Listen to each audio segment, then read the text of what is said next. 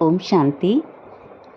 आत्मा की 3 शक्तियाँ हैं, मन, बुद्धि और संस्कार। अब इसको समझेंगे कि जैसे एक तराजू होता है, तराजू में 2 पड़ले होते हैं और उसका जैसे एक बैलेंस वाला वो कांटा होता है ना, तो दोनों पड़ले हैं ना, ये एक है मन और दूसरा पड़ला जो है वो संस्कार है ना। तो मन में पूरी स्टोरी स्क्रिप्ट जो हमारी जन्म जन्म की जो स्टोरी है ना, वो पड़ी हुई है चक्र के रूप में।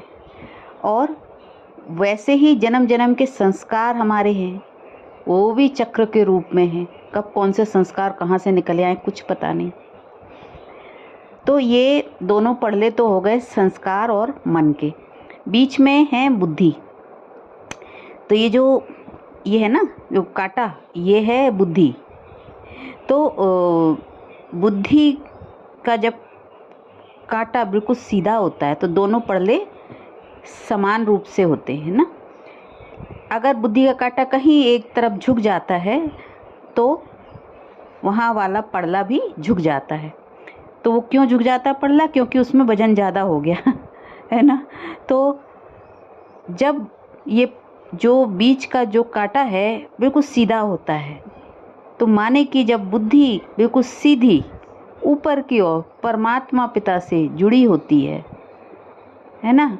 बुद्धि जो है वो आत्मा की ही शक्ति है और वो परमात्मा से जुड़ी होती है जब। तो जैसे देखो तराजू पकड़े हुए है, ये जो हाथ है ना, ये क्या है? ये परमात्मा का हाथ है ना। वो पकड़े हुए हैं हमारे मन, बुद्धि और संस्कार को, तब हमारी बुद्धि परमात्मा से जुड़ी हुई है। लेकिन अगर ये तराजू में जैसे मान लो इसको पकड़ा नहीं है कोई, तो क्या होगा है ना। तो इसको इस तरीके से ही समझ लेते हैं कि जब बुद्धि परमात्मा से जुड़ी हुई है तो दोनों पड़ले बैलेंस में हैं और ये जो सीधी है बिल्कुल बुद्धि की, जो ये वाली जो दिखाए ना डंडी, वो बिल्कुल सीधी है। तो इस तरीके से हम अपने संस्कारों को और अपने मन को बैलेंस रख पाते हैं। यही जीवन जीने की कला है। और अगर बुद्धि परमात्मा से नहीं जुड़ी है तो फिर क्या होगा?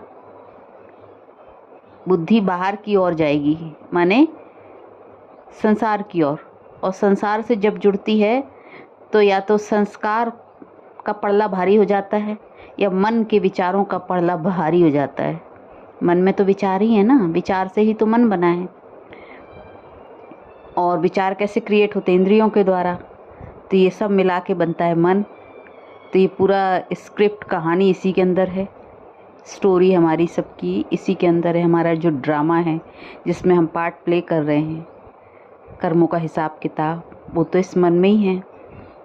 तो इसका झुकाव अगर नीचे की ओर है, मतलब भारी है ये पड़ला, तो बुद्धि का कांटा भी नीचे की ओर ही होगा ना, इसी तरफ झुका होगा। तो मतलब मन और बुद्धि दोनों परमात्मा से दूर हो जाती है। ओम शांति।